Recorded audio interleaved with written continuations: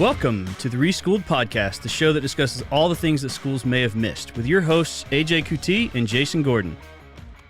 Hey everybody, welcome back.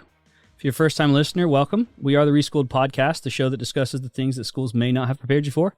As always, I'm AJ, sitting across from me, as always, Jason. Jason, how you doing? Doing great, AJ. Happy to be here. You know, we had a fun weekend this past weekend, and we were watching these movies. Have you ever tried to convince your kids of something completely ridiculous to see how much they'd believe? Like, pretty much every day, I think. I'll give you my example, because I love this until obviously my wife had to ruin it because she didn't want to keep going on with the joke. But have you ever seen the movie Aladdin? Oh, yeah. Okay, so for those who don't know, AJ my first name is Ali. So Ali John, A-L-I. And so in that movie, when I was a kid, I was joked a lot. When I was in kindergarten when that movie came out. So Prince Ali was a big thing that they joked me about. And at the time, I didn't know how cool that was if you were a prince, but I didn't like it. Well, the new live-action one came out, and so we were watching it, and I finally convinced my kids that that movie was about me. Like, Daddy used to be, because my name's Ali, and they know that, I said, Daddy used to be a prince that had a tiger, and I was going to marry this woman named Jasmine, but then I fell in love with Mom, and I gave all of that away, all of my money, my riches, my tiger, I gave it all away to go marry your mom. Moved away from Agrabah. Exactly. And they're like, really? Nuh-uh. And then the movie came on and they started singing that Prince Ali. And they were like, oh, it really is you. And I'm like, yes, it really is me. And then finally my wife was like, it is not. He didn't have any tigers. I'm like, why do you have to do that? I had him going for a while. That is the best ruse going I've ever heard. That's a good one. Yeah, it was great. Did you have one? I've never anything like that. I use sarcasm a lot, so I say the most random off the wall things as if they were fact to my kids. My 8-year-old now has picked up on it 100%, right? So every time I do it, she's just like, she rolls her eyes like a 14-year-old, and I think the 5.5-year-old, she's just, everything just flies over her head at this point. So I've got my kids. I'm so afraid that once they get to a certain age, because I say certain words purposefully wrong to see if I can get them to grab onto it.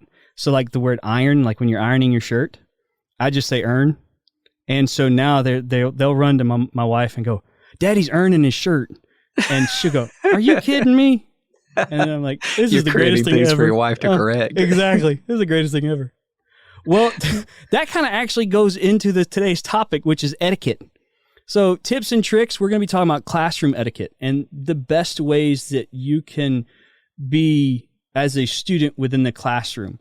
So Jason, does that sound good to you? I'm looking forward to it. Before we do, though, let me remind everybody, visit our website, reschool'd.com. That's Reschool'd with a D, not an ED. Visit our social media handles, Reschool'd Pod on Twitter, Facebook, LinkedIn, Instagram. Also, check us out on YouTube. We have that whole series going where we answer your specific targeted questions about career development, life, that type of thing.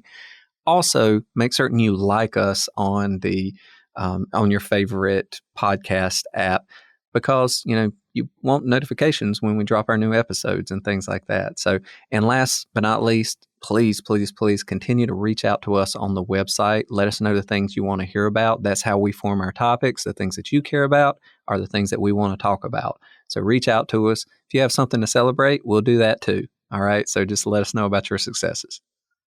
Well, today's episode is dealing specifically with classroom etiquette, and we feel like this is a good topic for us to be able to discuss because we've seen it from both sides. We've seen the classroom etiquette side from the student's perspective, and now we're seeing it from the professor's perspective. So we can give you kind of both sides of that. But let's start off with a quick question, and that is, what's something that you've learned about the classroom as a professor that you had no idea about when you were a student? I had no idea exactly to what extent professors did not know what they were doing. So that was supposed to be a secret. I wasn't expecting that one to come out. Right. Well, we go to graduate school, we learn all these things, we work professionally, and we see these things, and we go into the classroom to teach them. But we are not taught to be teachers, right? I mean, in primary school, middle school, high school, you had teachers who were taught how to teach. in college, you're not taught how to teach. You learn how to teach via practice, and having been taught so much, you start to replicate one professor you had at some point in time or one teacher you had or something like that. I always just thought, professors, they just really know what they're doing, right? They are trained educators. Like, nope. They are trained in what they know. How they deliver that information to you, it's hit or miss. So I've struggled really hard over the years to try to be a better educator, not just a expert in the subject matter I'm delivering. That is a great one. My answer was as far away from that as possible, but that was a great one. I would say the thing that I've learned as a professor that I didn't know as a student would be that if you're trying to hide something as a student, 9 times out of 10, the professor knows it. It's just a matter of how are they going to approach you, or if it's just worth approaching you about it. If a professor has a strict no cell phone policy and you're hiding it below the desk trying to text somebody, they know. Odds are they know. I mean, nobody looks at their crotch and smiles for no reason when they get a text. Sure. It's so easy to see things at the front of the room and all this stuff that happens like outside of class. Like they say a secret is only safe if, only one person knows it. Exactly. Right? Yep. Anything that's going on outside of the classroom, these private discussions that happen on Snap or different, group meet type things, there's always somebody in the class going to tell the professor. Oh, I'll give you one better. That's perfect, because in my class, I actually have a policy that I explained at the very beginning of the semester that because we're dealing with accounting, and in accounting we have whistleblowers. So whistleblowers are the tattletales. And there's a whistleblower's compensation in the real world. So if you come forward and your company or the company you're tattling on is found guilty of fraud, there's a compensation for that. I have a whistleblower's compensation in my class. So if somebody comes forward to me with people who are cheating, I'm going to give them an extra bump in their final grade as compensation for coming forward to it. So I usually tell them, now they don't have to worry about my eyes being the only one trying to find you to see if you're cheating. Now everybody else has skin in the game to try and tell me if you're cheating. So if somebody texts them, I'll tell them, just shoot me the text. I'd love to see the text. And it gives them some extra bonus points at the end of the semester. And man, you talk about people they're really secretive about who they talk to after that. I can imagine. You make everybody the police force for you. That's, exactly. Less work I got to do. Yeah. Well, let's get into the main topic. And first question, and it's the same kind of question that we started with the other tips and tricks series episodes. And that is, what do we mean when we say classroom etiquette?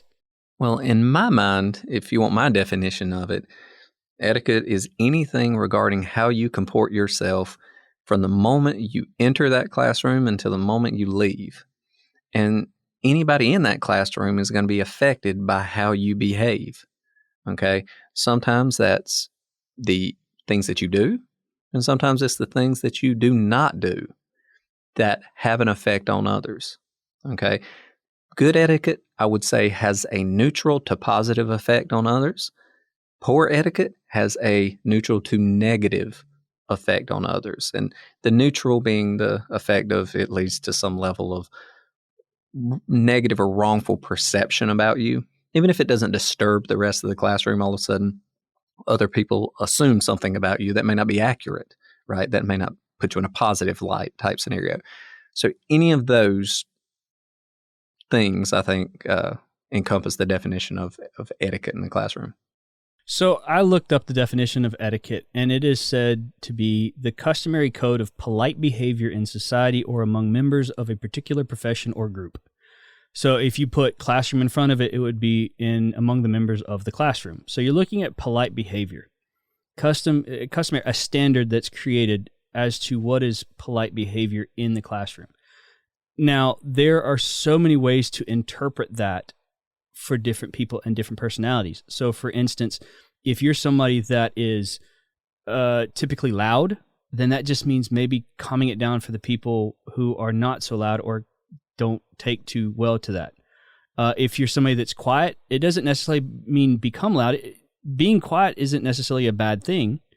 It can also go within etiquette. So it's just a matter of understanding that there are people around you. There are people trying to learn around you, and keeping yourself, because again, you're there to help yourself, but keeping that in mind, and also keeping that in mind that there are other people around there learning, as well. How are you going to conduct yourself in a manner that's not going to distract you or distract them or distract the professor? So I want to add to it, though, AJ. There's that definition of just etiquette and politeness, right? Mm-hmm. But if you look at other descriptions of etiquette, like you put the word professional in front of it, professional etiquette, it's more than just being polite to those you're interacting with professionally, Sure. right? I mean, you actually, to show professional etiquette, you have to go a step beyond. You have to, at minimum, adhere to the standards that others expect of you. So all of a sudden, the perception of others, that third party, matters. So in the classroom, if you apply that same standard, what's the perception of the professor of you? What is the perception of the other students of you? And that's why I go with how you act or how you don't act, because the student who will not respond to questions, the student who will not pay attention or give you any level or show any level of engagement when you're up there in the classroom, right? When we're trying to make eye contact to make certain there's understanding. If a student ignores me, again, I can't say he's not being polite, right? But That's I can true. say he's not adding anything. And my perception of that student is they're not engaged, they don't care. Like, why are they here? It actually takes away from the classroom experience because it distracts me in a way. So again, I'm going to go with a really broad definition that says it's going to be anything you do or don't do that's either going to have a positive or negative effect based upon the perceptions of others. All right, you got me on that one. We'll chalk that one up to you because I agree that is a better definition because you are right. It is the standard within the room. It's almost like you got to read the room to know, because classroom etiquette for one professor could possibly be different than it is for another professor or another class.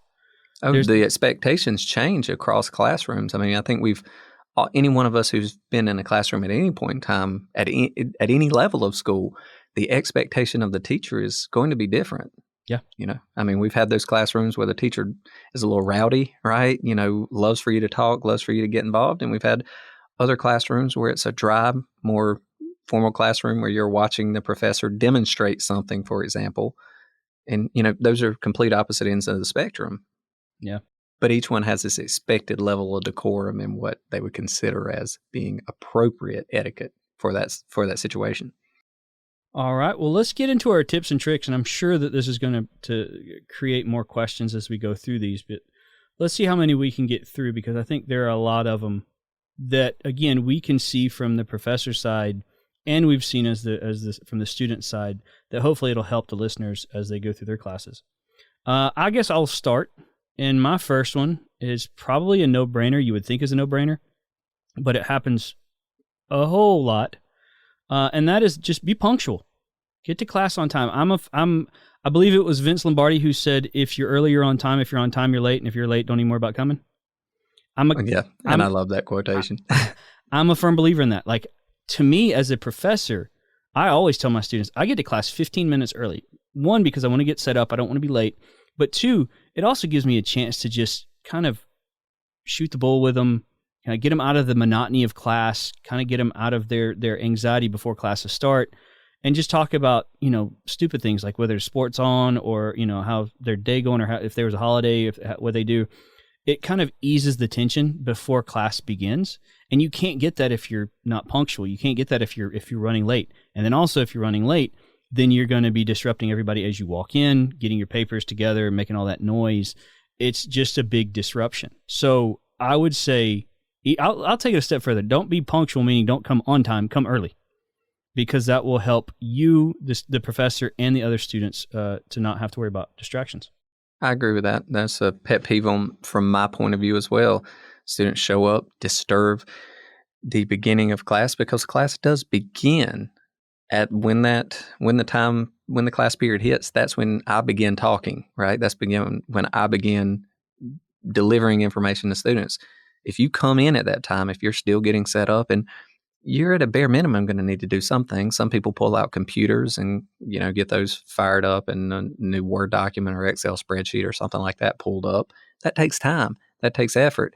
Sometimes computers make noise when they crank up. Mm-hmm. Oftentimes you have to get your computer plugged in, and all of that is a distracting element for your other students. It's a distracting element for the professor. You don't want to waste that class time, right? So you don't want to disturb others. So showing up early, preparing early, right? That's great advice. I'm with you on that one, AJ. That was a beginning point for etiquette. So just have you ever had the students that either came in super late or just didn't show up, at all for that class, and then they email you and be like, "Hey, I missed this first part of class. Did y'all go over anything?" All the time. Have you ever just wanted to email them back and go, "Nope, we waited on you, but you didn't show up, so we just called a class right there"? Well, what I normally get is the email saying, "I couldn't make it to class today. What did I miss?" Yeah. And I don't even know where to start. Well, you missed everything that was in the chapter that I had you read, or in the work that I had you to read. You missed, whatever we were going over that day. If we did any in-class discussion exercises, I don't even know where to start. I'd normally say, well, you read the chapter and look at the syllabus. You'll see everything that we did today. It's because, I have... It is my intention in the future to begin recording my classes. It makes it very difficult. The cameras are not set up in a way where I can record everything that I do, so it makes it, Yeah, I walk around a lot too, so that's tough for me. Right, that makes it tough. We just don't have that type of multi-camera system that can catch you in different parts of the classroom where you're talking, how you're using your hands, how you're demonstrating things. Of course, you can record the slide and you can record your voice. I'm going to start trying to at least integrate that, recording my voice, and allowing students to access that as part of the class session, so when students do miss, they can at least get that aspect of it, even if it's not the full experience. That makes sense. Well, give us one of your tips. Well, I'm going to go to the other side of the classroom session. If you're going to show up early, also do not leave early. Yeah, that was actually one of that's my next one. Oh, really? Well, it's not exactly that, but it has to do with that. Well, the thing is, if you're going to leave the classroom early while the professor's still lecturing, while students are still working on things, it is likely going to disturb something. So prepare ahead of time. If you know you need to leave, clear it with the professor. The professor can do anything necessary to clear it with the classroom, right? If it's going to interrupt anything, if you're organized into groups for whatever you're working on, that type of thing, well, obviously that needs to be taken into consideration. So make the professor aware. So do that before class, early. Mm-hmm. If you can, email the professor before class and let them know that, because there could be exercises or things like that go on in the classroom that the professor needs to prepare for. So that being said, and when you actually physically do stand up and leave that classroom, minimize distractions. That means if you get to choose your seats in the classroom, should you sit near the door? Yes, you should. Should you carefully pack up your things so as to not make a lot of noise? Yes, you should, right? Should you, once again, try to minimize the impact of having to break up whatever is going on in terms of study groups and things like that? Yes, you should, right? Which that means oftentimes letting your colleagues around you know that you'll be leaving, stuff like that. All of that is just good etiquette. I mean, it's professionalism at its core. Yeah, my next one was, don't start packing up your stuff before the professor dismisses the class. Because that's a big thing too. Happens too much. Yeah, I mean, granted, when the class session ends and you have to go somewhere else, if the professor's still going, then, really the professor needs to understand that there might be some interruption at that point in time, but you can show a little bit of etiquette, give as much deference to the professor as possible. But if it is going to make you late for the next class, then you very quietly pack up your stuff. And then you try to be very, again, cautious not to disturb whatever the professor's saying there at the end. Because if the professor keeps on going past the end of the class period, it's probably something that's pretty important to get out there, right? So that being said, just try to show some level of deference and etiquette. And the professor equally should show a level of etiquette not to run over the class period in time, because students do have follow-on classes they need to attend. That's true, yeah. I guess my next one would be, and I said this before, I think it was we were talking about what do we mean when we say classroom etiquette, is to read the room. Understand what the standards are and the etiquette expectations are within the classroom with the professor that you're in, because each of them are going to be different. I mean, I had professors going through undergrad where they didn't care really about anything outside of just teaching the stuff, and it was just lecture based, and it was a very boring class. I had teachers that wouldn't allow hats to be worn at all in the classroom. I had professors that looked to see if you were dressed professionally in within limitations. So they don't look for you to come in a suit, but not to come in pajamas either. I've had different classes with different professors, and it's the understanding of the expectation of the class and to a certain degree of the other students as well. So I would say my next tip would be understand and read the room. Absolutely.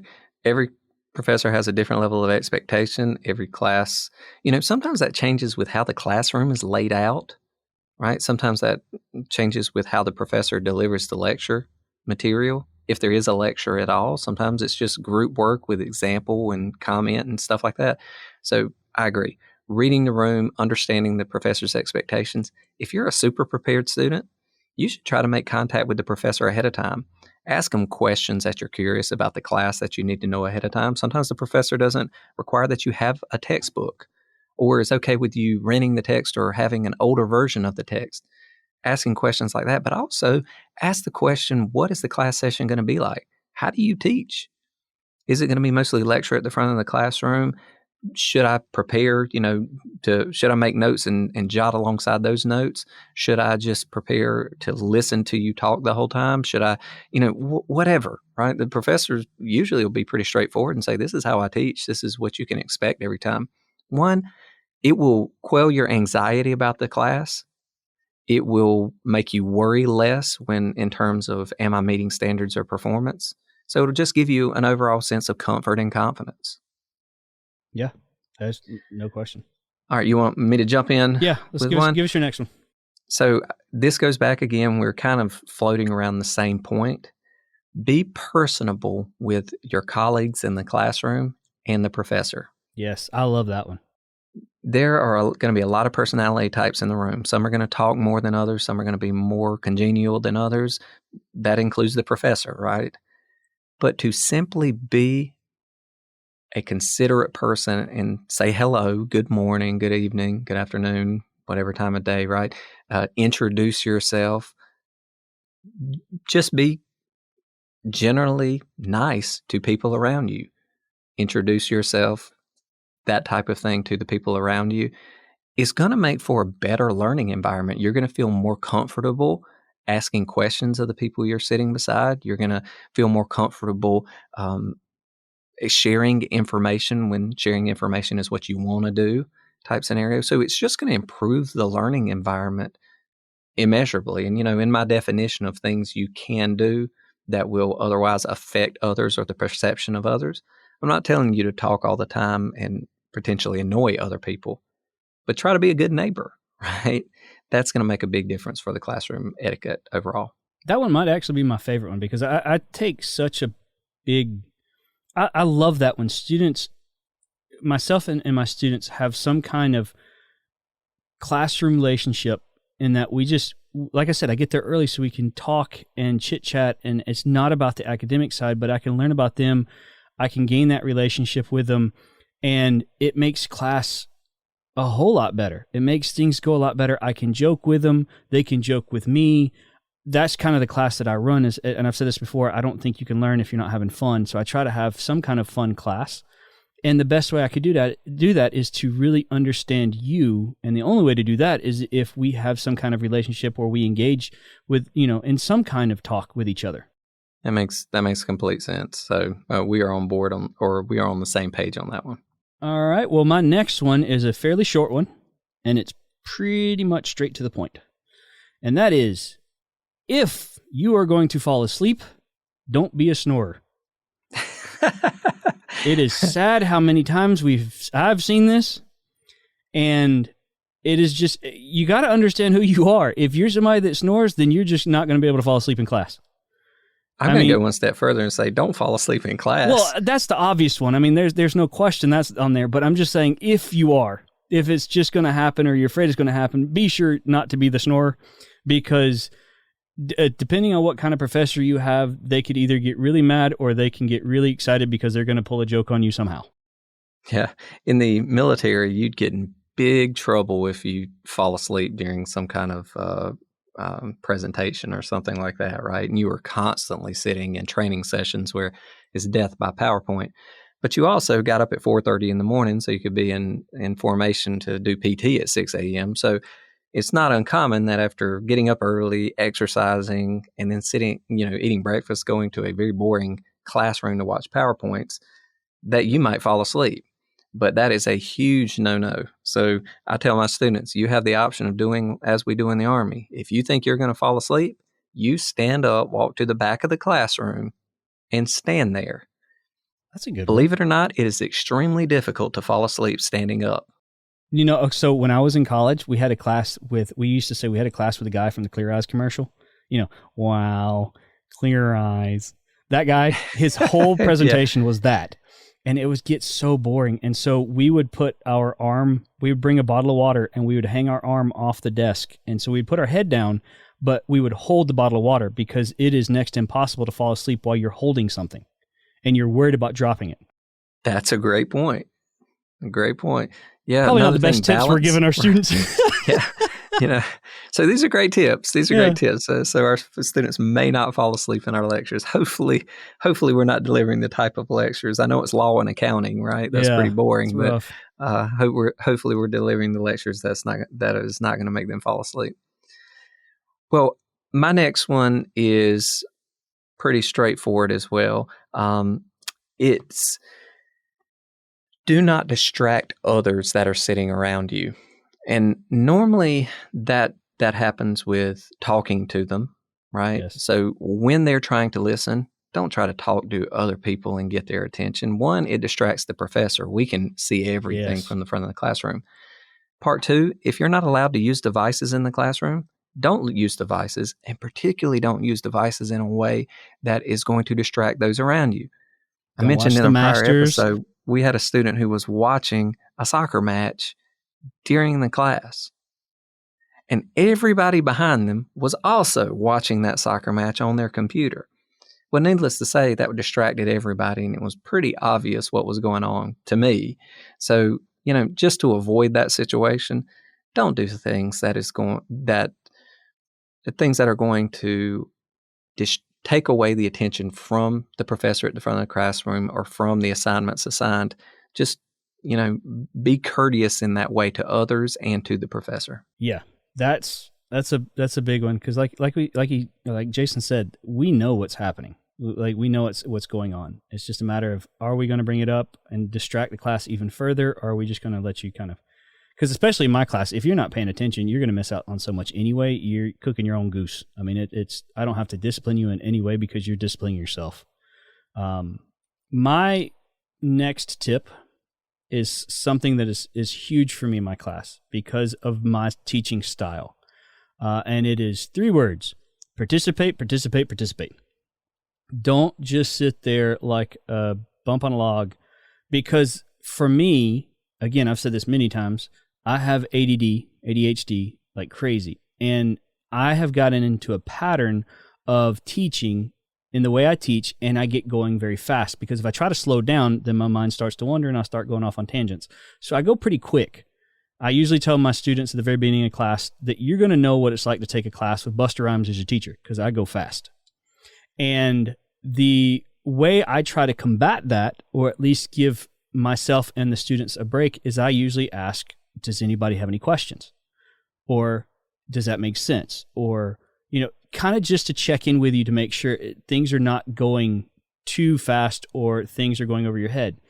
And we like questions. If you have some kind of comment or question, I usually say, does anybody have any questions, comments, or snide remarks? Because I'll take them all. And I want that. I want the comfort level for my students to be able to ask those questions. And I want to know where you're at. I want to know if I need to go back and recover something, or do I just continue moving on? Because if you don't say anything, I'm just going to continue moving on. I'm going to keep going at the same pace that I'm going at. So you really need to step up. And also, too, when you're doing problems, again, for my class, we do a lot of problems, do the problems. Don't, like when I say, okay, everybody do this problem, and then we'll take 5 minutes to do it, and then we'll go over it afterwards. Don't just sit there for 5 minutes not doing a thing. actually start trying to do it yourself, because at least that's going to formulate some kind of question that you can ask if you don't know how to do something. But if you're just sitting there and waiting for me to give you the answer, then you're going to get that fallacy that we talked about previously of, oh, I can see how they're doing it on the board, so I must know how to do it. Right, which we've talked about before, just like in mathematics, just because you see it happening on the board does not mean that you fully understand it and can do it yourself. Yes. Well, my next one is a little bit more targeted. We always say, pay attention, right? Mm-hmm. But here's one reason to pay attention. It is very disruptive to the professor, and it is disruptive to the other students in the class when you ask questions that have already been answered. Oh, man, yes. So one student asks a question, I don't know, how you do a problem, or what does this mean, that type of thing. You take the time to explain it. And then shortly thereafter, another student asks the exact same question. Verbatim, too. Verbatim. It barely changed at all. And usually my response is, we answered that question just a few minutes ago. If you need the answer to that, talk to me after class. But I will caution you to please make certain you're paying attention, because it distracts from the classroom when you ask things that have already been answered. Mm-hmm. And I don't do that every time, right? But sometimes it is just particularly egregious that the student is playing on their device. They're not paying attention to anything. And then all of a sudden they hear something out of the back of their mind. And then they raise their hand and they ask this question. And you just want to ask, have you been paying attention at all this entire time? Yeah. Right? And so that's a big pet peeve for the professor. But you can also see, particularly the students who are more engaged, who care more, it takes away from their learning experience. So once again, big etiquette point. Don't ask questions that have already been answered, which means you have to pay attention to what has already been asked and answered. Side question that kind of goes with that. Can students ask too many questions in class? That is a good question. I have had students who go overboard. Now, I was a big question asker in class always, right? But I always felt like it was something that the professor wasn't saying fully, right? Or wasn't putting out there clearly to the class. So I would ask questions just for clarification. Oftentimes, I get students who ask tons of questions on things that are very simple, right? Procedural things, or things that are it's just a definition that's right there in front of them in the book. The reason they're asking so many questions is they want to know this information, but they did not read the material at all. Yeah. Right? So, which, gets to my very last point, which is prepare for class. If you've been assigned a chapter, read that chapter. If you're going to ask the professor to explain something, already have an idea of what you're asking them to explain. But if I introduce a concept that is central to the material that we're learning, and it was in the chapter, right? And it was actually the focal point of the chapter. And I even gave you study outlines, and it's right there throughout, right? Explaining it. And then you ask the most basic question, like, what is this? It shows me that you've put no effort into preparing for class. So questions like that, yes, you should not ask those questions, right? Not until you've put forward the minimum amount of effort required. Because again, what that does is it pulls everybody down in the class. It means I can't spend the class period going over the concept in more detail, giving examples and explaining it in a way that people who have already read it, who have an idea of it, really want or need to understand it. I'm going back and telling you something that you could have read. And that's not only is it disrespectful, once again, it takes away from the classroom experience. Yeah, I would say there is a line where you can ask too many. There's a line that you're asking great questions. And then there's a line where you're not asking any. And the thing for students is they need to be able to understand, is the question adding value to the class as a whole? If it's not, and it's something that you may have already gone over and you're just not getting it, but it's already been answered in class, then that would be something where I would look at it and go, okay, I'll just ask the professor after class. I won't disrupt, during class. I'll ask him after class if we have any extra time, when everybody's leaving. But if it's adding value, I always tell students, ask questions, because I guarantee you, if you're too afraid to ask a question, somebody else is too afraid to ask that exact same question. So by you asking it, it's actually helping the entire class. But again, you got to ask yourself the question, is it already been asked? That's great. Great point. Well, I will give my last one, and it's a very quick one. And that is, when you're in a class where the professor is doing board work, so they're doing a problem on the board, or some kind of drawn out problems, typically in some kind of quantitative class, do not, this is probably my biggest pet peeve, do not pull out your phone and take a picture of it. That is, to me, one of the most disrespectful things you can do, because the professor just spent 20 minutes writing it out on the board, expecting you to follow with them on your sheet of paper. And for you to just take out the picture, take out your phone and take a picture, just shows that you didn't care about any of the work that they just did. You're just going to look over it when you go home and study that one problem and assume that you know how to do it. And then you're going to probably come back and ask those questions that have already been answered. That's a great point. I don't do the type of demonstrations on the board. I don't work through problems generally that way, unless every now and then I'm showing a calculation, maybe for employment, payroll tax withholding or something, that type of thing. But I don't do problems like that. But I never really thought that would be something that would irk professors. I came through college when we didn't have cell phones in our pockets that had quality cameras on them. So that was not something I ever thought about or did. But that's a great point, AJ. No lie, every single semester I've had that happen. Wow. Multiple students, not just one, but multiple students I will work out we'll go back to what you were saying, the payroll tax problem. I will do this long payroll tax problem, how to do it, calculate it, how to put in journal entries, and 4 people in the back will take out a phone and click it. And that's they're doing their notes. So well, I will tell you one thing that I have had that happen. I show students how to calculate their average in the class, because sometimes that basic mathematics escapes them. I guess they forgot what they learned in 8th grade, but I have to show them how to calculate what their average is in the class and if they make a certain grade. So I show them that, and I'll sometimes include the GPA in there and show them how to calculate their GPA as well, because I have no idea how they are in college and don't know how to do this, but they don't, right? And then they'll come up to the board and take a picture of it. And it perplexes me because this is such entry-level mathematics. But luckily, I don't teach mathematics, so that's not an issue. Yeah. Well, did you have any more before we leave?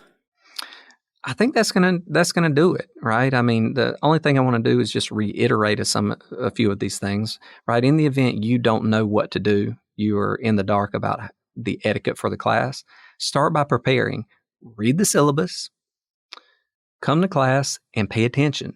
And if you do those 2 things, you'll be way ahead of the game. You'll understand at least what the professor's expectations are. Now, how the other students react to the professor's lecture or the method of teaching in the class, you'll be able to assimilate to that based upon what you see later. So don't worry if you don't understand anything. But if you just do those 2 things, prepare and read the syllabus, right? Can I add one more? Yes, absolutely. So I want to add a third one. Connect with the professor. There you go.